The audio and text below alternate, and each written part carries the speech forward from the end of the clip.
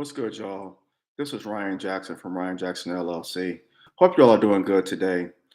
I'm going to jump into the topic for this video. Not going to be very long, but it's about a couple hours ago. David Culley was fired as the coach of the Houston Texans. Um, Culley was the coach of the Texans for one season and one season only.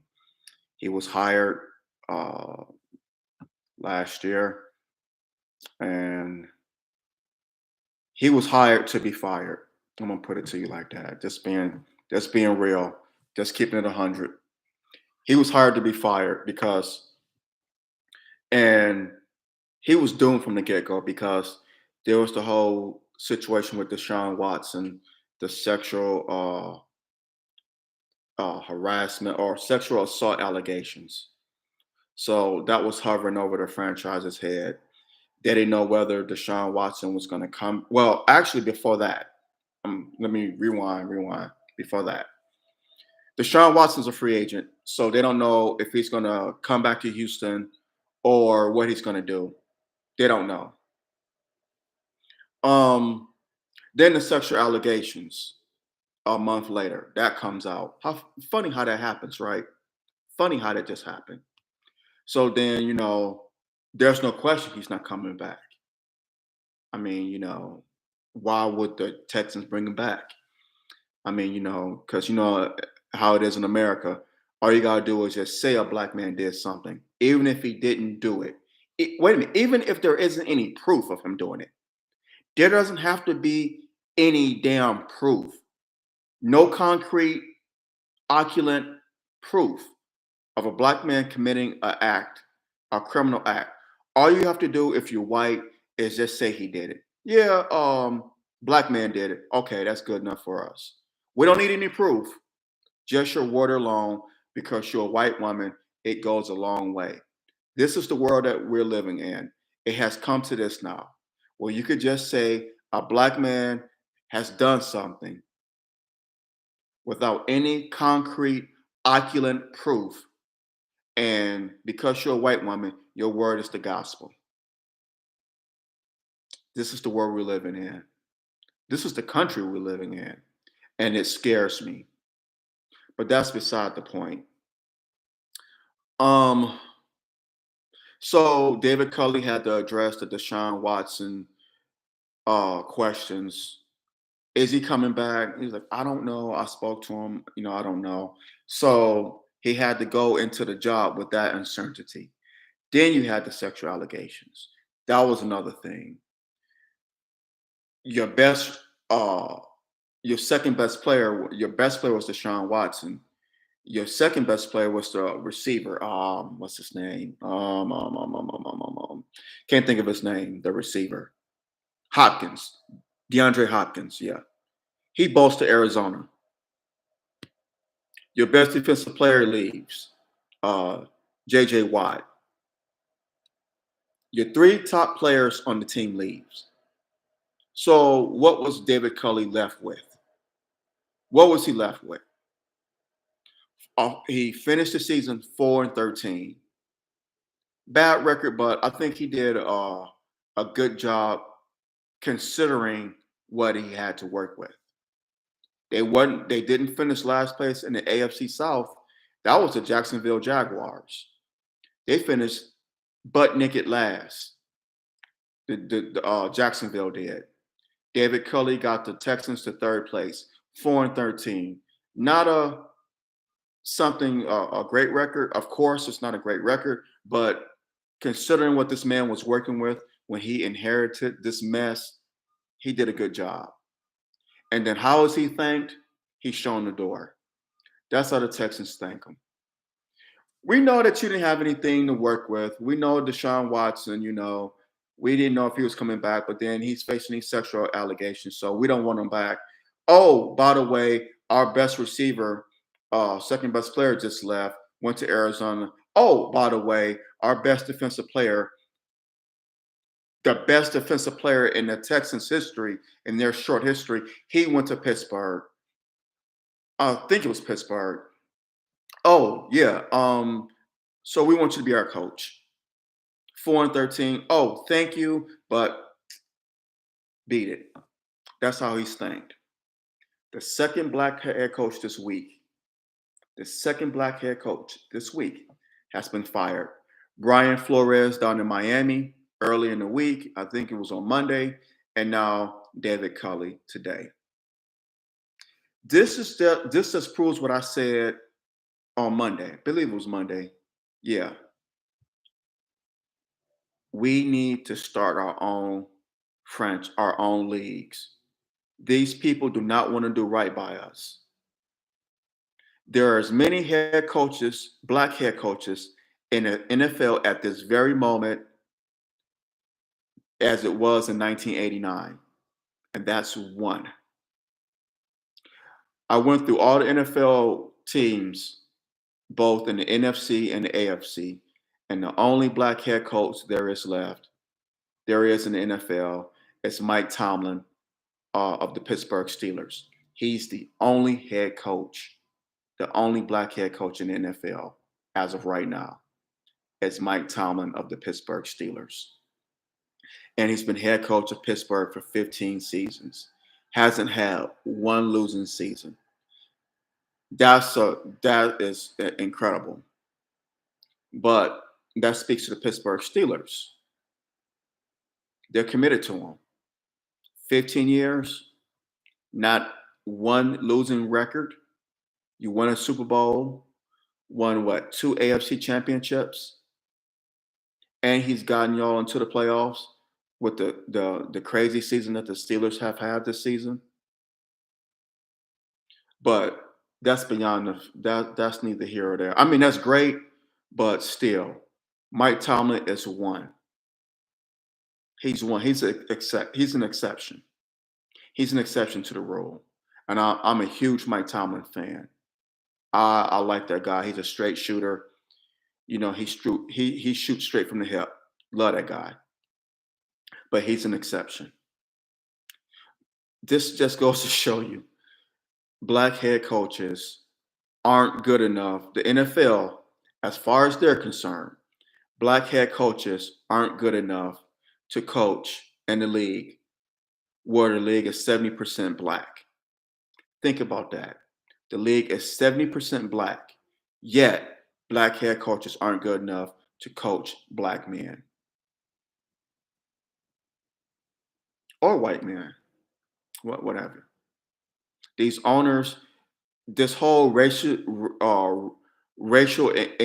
inclusivity or inclusiveness, whatever you want to call it, it's a joke. It's funny. It's laughable.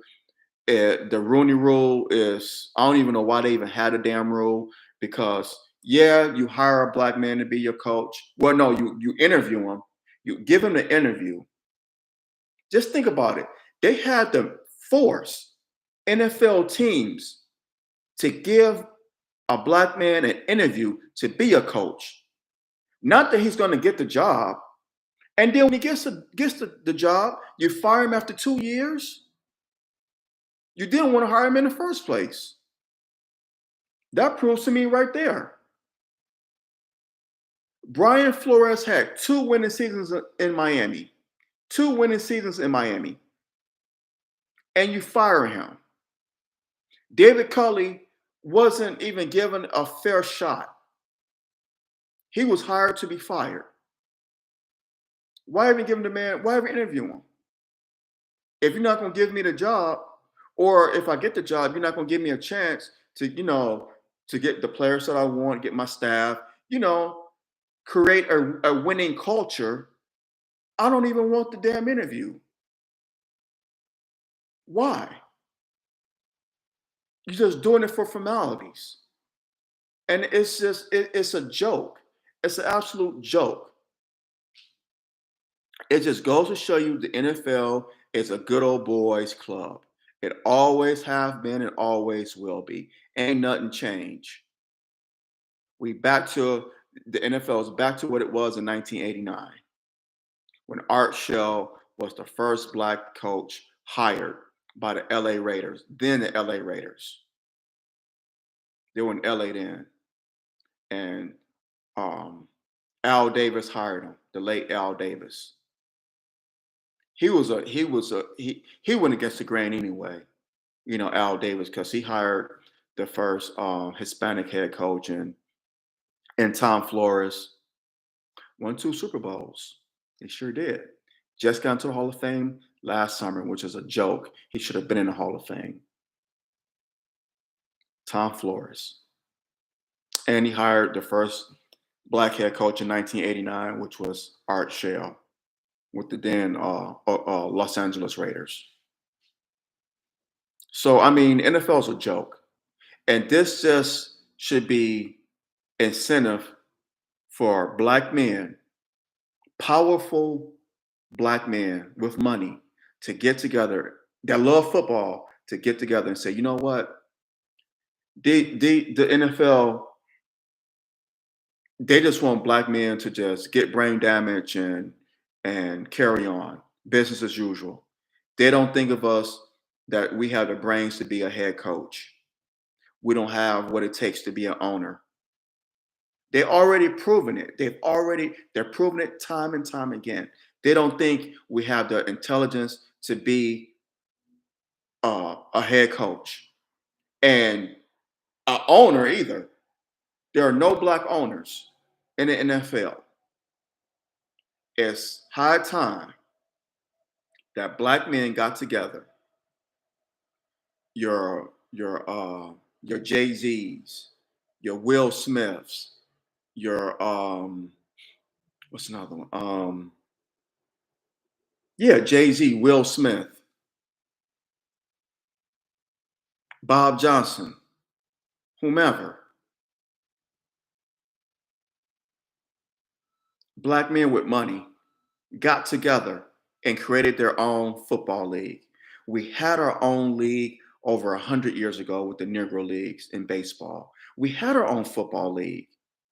We had our own basketball league. We started horse racing. We started auto racing. All this was created by black people. Look it up, look it up, look it up. All this was created by us. You mean to tell me in the year 2022, black people with the technology that we have, the intelligence that we have, the money that we have, we can't create our own leagues?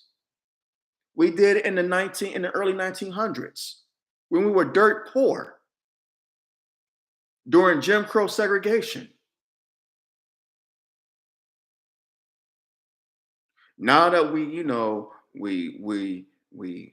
got voting rights, whatever that means. They said if black people were a country, our GDP would be among the highest in the world. Black people spend more than South Korea. I'm just naming a few countries, more than Bangladesh, Saudi Arabia, United Arab Emirates, Australia, South Korea. Yeah, just a few countries. It's a lot more countries than this. But you mean to tell me with black people spending power, the spending power that we have, it's in the trillions. But not all black people, but the ones with money or influence. You mean to tell me they could not get together and start their own damn football league? We're the most innovative and intelligent people on the planet. The most.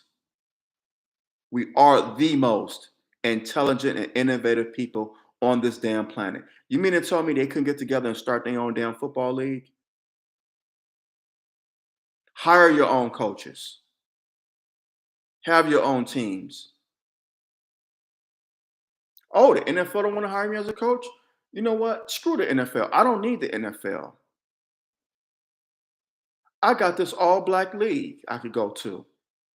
They know my credentials. They'll hire me. I want to work for my own anyway. That's how you defeat white supremacy. Not by approving of voting rights, the Voting Rights Act, whatever that is, or fight for voting rights, whatever that's all about. That's not how you defeat white supremacy. The only thing that does is keep them in power. It keep liberal white supremacists in power. It don't give power to black people. It doesn't. It doesn't. And I want people, I will fight on that hill to my dying day. I dare someone to prove me otherwise. Economic empowerment is how you defeat white supremacy and education. That's how you defeat white supremacy. We could start our own damn league. We did over 100 years ago through Jim Crow segregation, lynchings every damn day in the South, all over the country. Black people still pulled their money together, and we didn't have nowhere near as many resources then as we do now. And yet we had our own league. We had our own uh, transportation system, our own transportation system, in as far as buses, cab companies. We owned movie theaters. We had capital through all that Jim Crow segregation.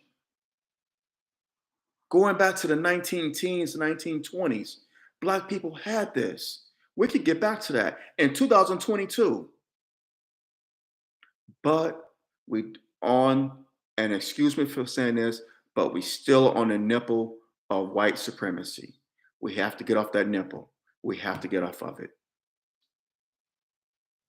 We have to get off of it. Forgive me if you're offended by me saying that. I apologize, but for lack of a better term, we have to get off the nipple of white supremacy. We have to. We should have been got off of it. Economic empowerment and education is what's going to be our keys to defeating white supremacy. It is, y'all. Hate to see that David Culley got fired after one season, but I'm not surprised because, like I said, they didn't think the black man could be a quarterback until the 1980s, and even then, it was only maybe what three: Warren Moon, Doug Williams, Randall Cunningham that were in the league at that time. Yeah, Warren Moon, Doug Williams, and Randall Cunningham. They didn't think the black man had the intelligence to be a quarterback. Then when they saw that he does, then oh well, they don't have the intelligence to be a head coach. But then Art Shell came in. Then you have more coaches, but they still fire him to be. They still hire him to be fired. The NFL will always be a racist, good old boy network. They always would be a bunch of good old boy white supremacists. They always will. We know that. We can't get mad at them for firing David Culley. I mean, get mad, but what are you going to do about it? It's unfair. It ain't right. We know that. We know that this man does not play by the rules. We know that the white man does not play fair. He never has. He never will. It's not in him to. It's not in him to. So why would he change? A shark doesn't change when they see blood. They still attack. A dog doesn't change when they're hungry or when they hear a noise. So why would you expect a white man to change? A white supremacist. A white supremacist is going to do what a white supremacist does. It's in their nature. It's in their makeup. They do not play fair. They do not play by the rules. We have known this. This has been the case for over 500 years. So why would they change now? It's up to us to start our own. It's up to us. We can cry and complain and get mad, huff and puff about it, but at the end of the day, that's not going to change anything. It's just going to make your high blood pressure go up and take you out of here that much quicker. So it's huff and puff and be mad, but also take action. Start your own. Be with your own. This isn't racist talk. This is educational talk. This is real talk. We need to start our own, y'all. These people ain't gonna do right by us. They never will. They keep proving it. Why are we beating down their door when we could build our own door? Think on that. Hit the like button, smash the like button, smash the like button down, comment, subscribe to the channel. I need the love and support, and it'd be greatly appreciated. So smash that like button and drop the comments below, please. I really appreciate it. I really appreciate it. On that note, I'm out of here, y'all. Drop the comments. You don't have to agree, but let's disagree without being disagreeable. Let's do that, y'all. Let's have the mature adult conversation. Let's do that, please. Until next time, y'all take care. God bless. Love you much. And I'm out.